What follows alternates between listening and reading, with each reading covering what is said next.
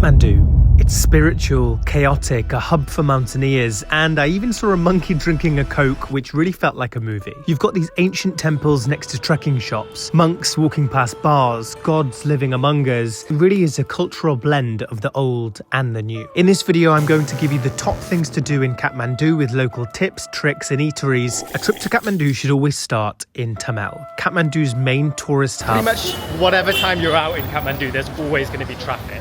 And you can guarantee there's also going to be a car trying to get past another car that can't get past. Filled with backpackers and where you might be staying. Narrow streets filled with scooters, colourful prayer flags, and shops selling just about everything. You'll find trekking gear everywhere. Fake North Face jackets, hiking poles, boots, duffel bags. If you've forgotten anything for your hikes, this is the place for it. And even if you're not climbing anything, it's worth wandering around. Just watch your step because the pavements are narrow and rocky, and prepare to be offered hash, tiger balm and massages about 5 times an hour.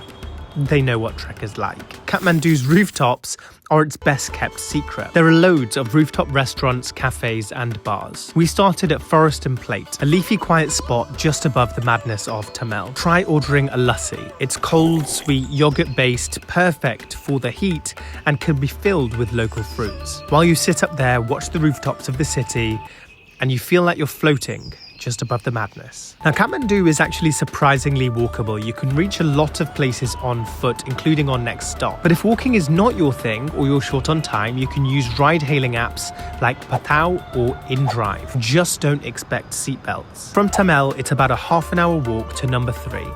The Monkey Temple. Swayambhunath, or the Monkey Temple, is perched on a hill, which means 1, great views, but 2, there are a lot of steps. You think you're done, and then there's more steps. It can get very hot and sticky. That's a steep view, that one. It's always hot here in Kathmandu. It's about halfway up. There's prayer wheels spinning, golden stupas shining, and yes, monkeys absolutely everywhere. Make sure you watch your stuff because I saw a monkey snatch food out someone's hand. Just want to feed the monkey, but he doesn't want him to lobby. The monkey wants to feed himself. And another one calmly sipping a bottle of Coke like it was in an advert. But once you get to the top, you're rewarded with stunning views over the city, and it's a great spot for the sunset. Back in the main city, a must-see is Durbar Square. We are en route to Durbar Square, and it's a very busy route. Kathmandu's Royal Historic Complex. There's a small fee to enter, and we paid $10 for a guided tour, supporting a local guy called Chet, grafting hard and gaining some information. You're surrounded by temples, statues and remnants of palaces once home to Nepal's kings. They even filmed some of the scenes of Marvel movie Doctor Strange in this place. See if you can spot them. There's still remnants of the 2015 earthquake, which really shook the city, in under a minute turning much of this heritage into rubble. Don't miss the massive black statue of Kal Bhairav, a fierce form of Shiva. If you lied in front of Kal Bhairav, it was believed you'd face divine punishment. It really was the OG lie detector test. Just inside Durbar Square is the Kumari House. And we're about to head into the Kumari House. Home of Nepal's living goddess. She's a real child,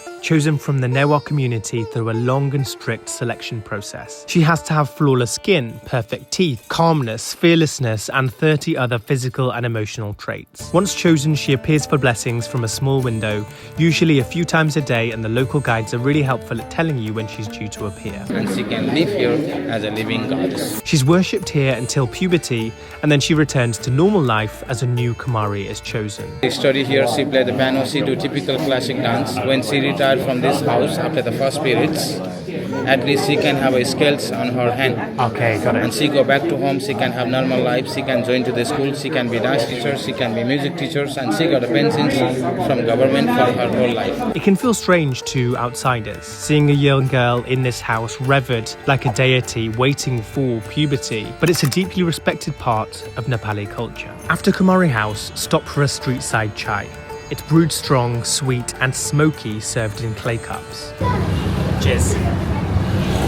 Once you've satisfied your thirst, if you're hungry, it would be illegal in Nepal to not eat momos. You'll see them everywhere, and honestly, you should eat them everywhere. They're dumplings, usually steamed or fried, and stuffed with vegetables, paneer or meats. Originally from Tibet, but Nepal has really made them their own. We enjoyed ours at Samaya Garden, another rooftop spot. Quiet with a bit of shade and breeze. Those are kind of like Chinese dumplings, but just much thicker. The wrapper is thicker.